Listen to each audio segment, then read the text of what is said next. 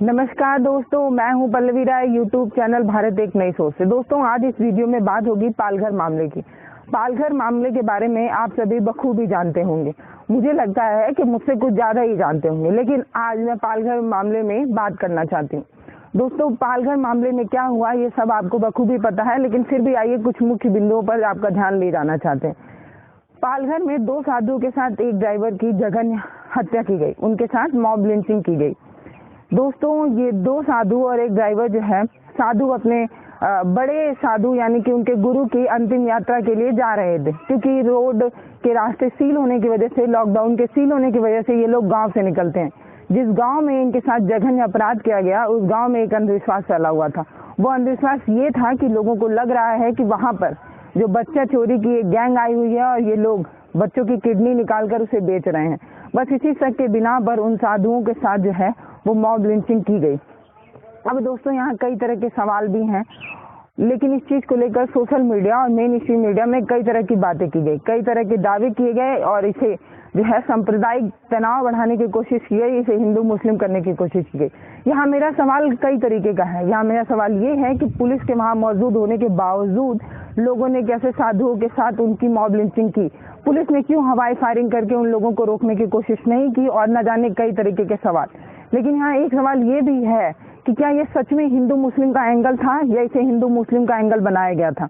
इससे पहले मैं यहाँ जो ठाकरे साहब हैं, जो वहाँ के सीएम हैं, उनसे मैं अनुरोध करना चाहूंगी कि इस घटना पर कठोर से कठोर कार्रवाई करके जो अपराधी हैं उनको कठोर से कठोर दंड मिलना चाहिए। एक एग्जाम्पल सेट होना चाहिए कि जघन्य अपराध के समय कम से कम एक कठोर कार्रवाई हमारे भारत में हो सकती है।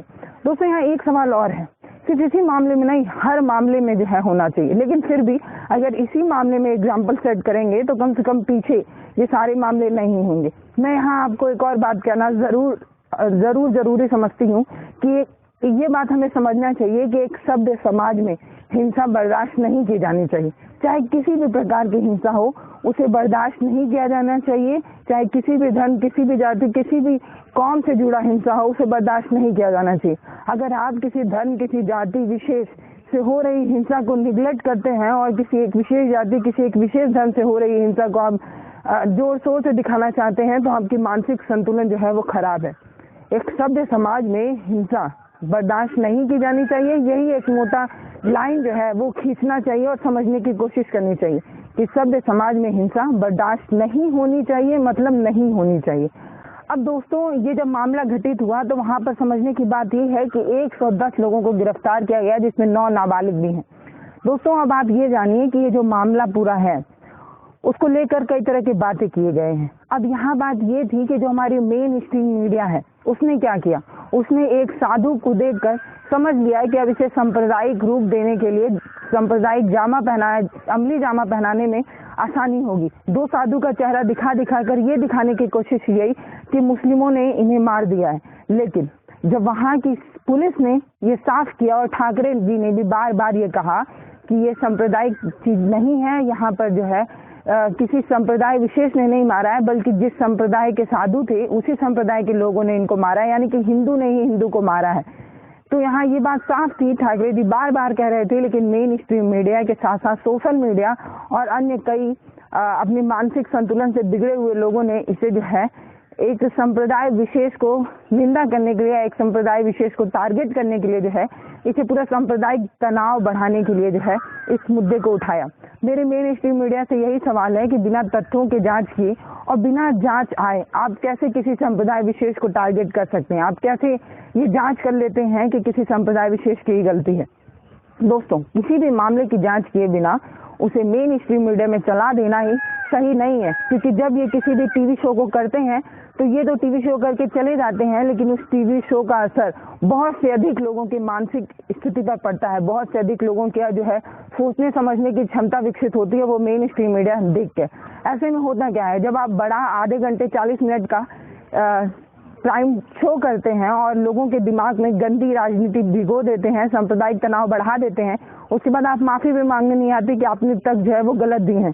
लोगों के बीच में जो है वो तनाव बढ़ रहा है, बेशक बढ़ रहा है, और इसकी जो है सच्चाई ऐसे देखने को सामने आ रही है कि सब्जी बेचने वाले और फल बेचने वालों को भी टारगेट किया जा रहा है, एक गरीब जो अपनी रोजगार करना चाह रहा है उसको भी टारगेट किया जा रहा है। कई तरह के काम किए जा रहे हैं जो एक सभ्य समाज में सही नहीं है और हम पता नहीं किस जंगल राज की तरफ बढ़ते जा रहे हैं। सेकुलर कंट्री तो बचेगी ही नहीं और भूल ही जाइए आप। ठाकरे जी ने बार बार ये कहने की कोशिश की कि ये हिंदू मुस्लिम का मैटर नहीं है, ये सिर्फ अंधविश्वास के बिना पर किए गए अपराध हैं, लेकिन तब भी किसी ने इनकी बात को नहीं माना और सब अपने प्राइम टाइम शो में इसे हिंदू मुस्लिम का टारगेट दिया और इसमें सबसे आगे अर्नब गोस्वामी नजर आए। और अर्नब गोस्वामी ही क्यों, सारी मेन स्ट्रीम मीडिया ने इसे हिंदू मुस्लिम का टारगेट दिया और इसे लोगों की अपनी गंदी राजनीति के साथ साथ अपनी गंदी सोच को लोगों के बीच में दिमाग में ऐसे भरा है ना कि इसको निकाल पाना बहुत ही मुश्किल है। अब कितनी भी सफाई आती रहे लेकिन लोग जो है अपने दिमाग में जो बैठा चुके हैं उसको निकालने के लिए कतई तैयार नहीं होंगे और इसके लिए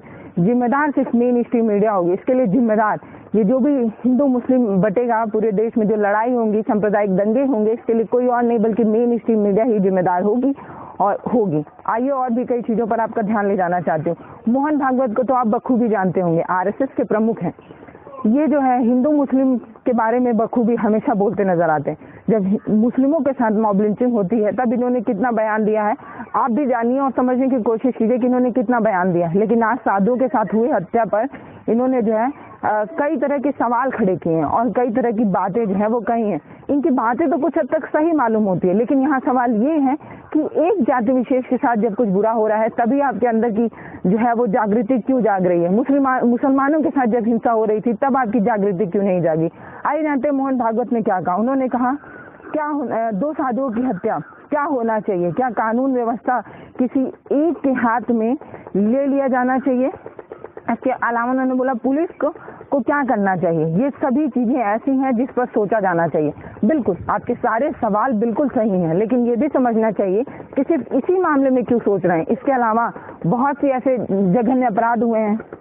तबरेज अंसारी का मामला आप सभी को याद ही होगा, उससे बड़ा जघन्य अपराध और भी कई ऐसे जघन्य अपराध हुए हैं। सुबोध तो आप लोग जानते ही होंगे, वो तो पुलिस थे, उनके साथ जब मॉब लिंचिंग हुई कितने लोगों ने कठोर निंदा की, तब तो आप लोग नहीं आते हैं। आज आपके सवाल तो बेशक बहुत सही हैं, एक सुदृढ़ सुशासन होना चाहिए, लेकिन क्यों इसी मामले में आप बोल रहे हैं ये भी समझना चाहिए। और आइए और जानते हैं आरएसएस प्रमुख ने आगे क्या कहा। उन्होंने कहा कि भारत की 130 करोड़ आबादी भारत माता के बच्चे हैं और हमारे भाई हैं।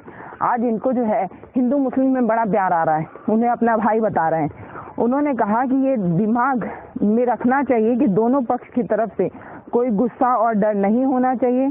समझदार और जिम्मेदार लोगों को अपने समूह को इससे रक्षा करनी चाहिए। अगर ऐसा नहीं होता है तो क्या करना चाहिए। जब आपको हत्या हिंदू की होती है तभी आपको खुलबली मस्ती है, मुसलमानों से आपको कोई विशेष लगाव तो नजर नहीं आता। मोहन भागवत जी, आप इससे पहले कैसा कैसा बयान दिए हैं ये आप सभी को पता है। आप आरएसएस के प्रमुख हैं और आप गोबर और गाय की ही राजनीति कर सकते हैं, इसके अलावा आप कुछ नहीं कर पाएंगे।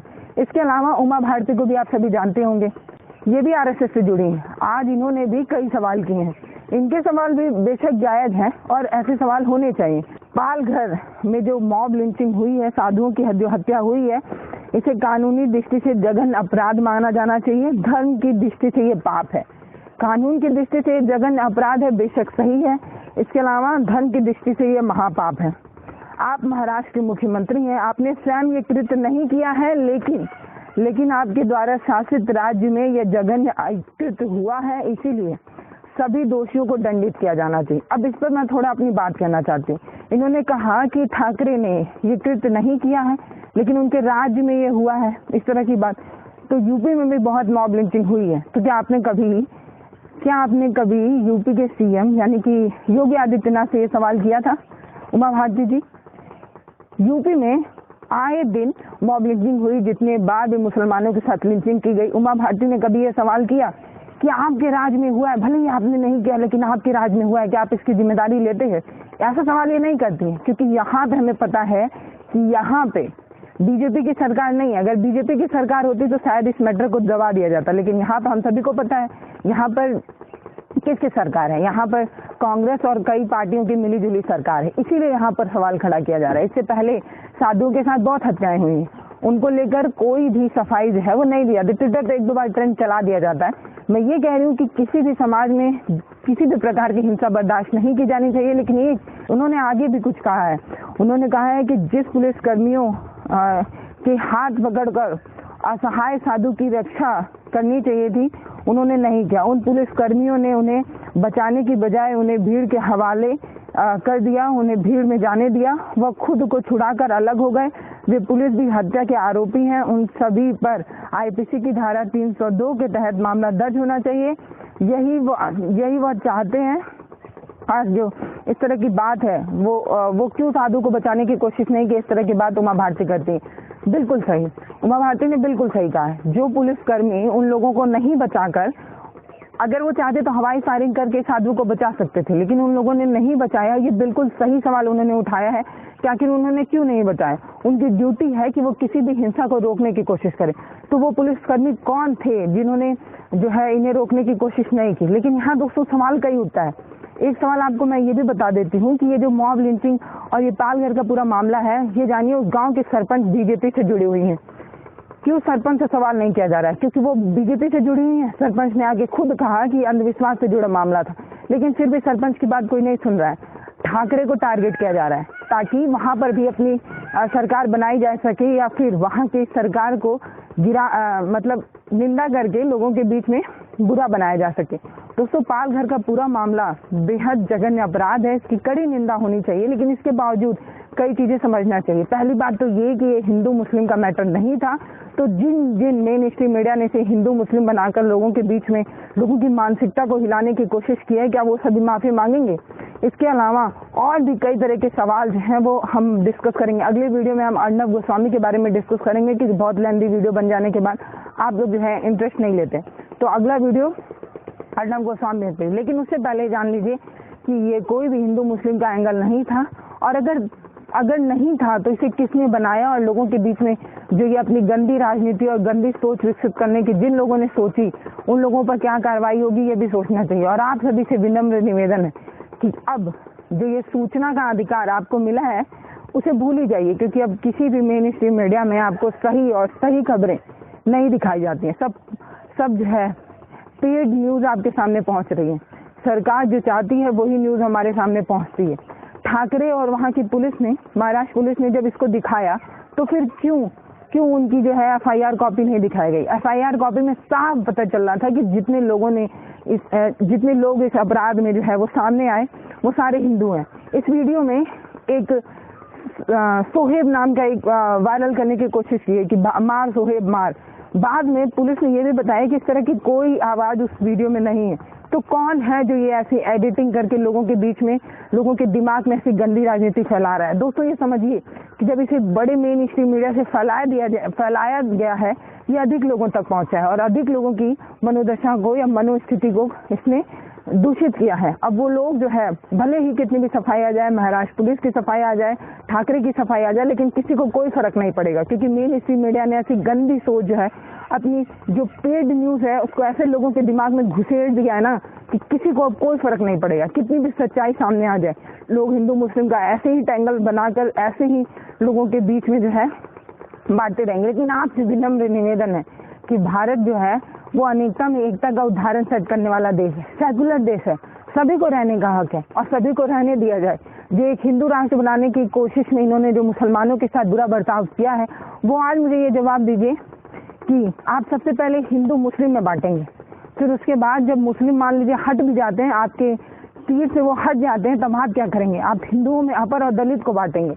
अपर और दलित को बांटने के बाद आप फिर और कुछ और करेंगे, फिर मनुस्मृति लाएंगे, जिससे निकलने के लिए बहुत अधिक समय लगा। जो बुराइयां समाज में हैं उससे निकलकर हमने जो है एक सेकुलर कंट्री बनाई थी। आपको वो सेकुलरिज्म शब्द पसंद नहीं है, आप संविधान बदलना चाहते हैं। कई सवाल है दोस्तों, और इस सवाल को यहीं छोड़े जा रहे हैं। आप भी अपने दिमाग में जो है खंगालिएगा। और मेरा एक सवाल है आपसे, आप मुझे ये बताइए कि आपको भी लगता है कि जो मेन स्ट्रीम मीडिया है वो पेड न्यूज चलाता है, सरकार जो चाहती है वही दिखाता है? अगर आपको भी मेरी बातें सही लगती हैं, या मेरे सवाल का जवाब हम हाँ या ना में दे सकते हैं। अगर आप सवाल मैं दोबारा दोहरा देती हूँ, अगर आपको लगता है कि जो मेन स्ट्रीम मीडिया है वो पेड न्यूज चलाता है, तो आप जवाब हाँ या ना में हमें जरूर दीजिएगा। तब तक के लिए अपना ख्याल रखिए और ऐसे दूषित न्यूज से बचे रहिए। पेड न्यूज जो है हमारे दिमाग को और हमारे आस पड़ोस में रह रहे लोगों को संदिग्ध नज़र से देखने के लिए हमारे दिमाग को ऐसे डेवलप कर रहा है। आप अपनी सोच खुद विकसित कीजिए और मेन स्ट्रीम मीडिया पर भरोसा ना कीजिए। अपना ख्याल रखिए, अपने परिवार वालों का ख्याल रखिए। तब तक के लिए नमस्कार। भारत एक नई सोच को सपोर्ट करने के लिए सब्सक्राइब जरूर करें और आप तक वीडियो जल्दी से जल्दी पहुंचे, इसलिए बेल आइकन को भी जरूर दबाएं।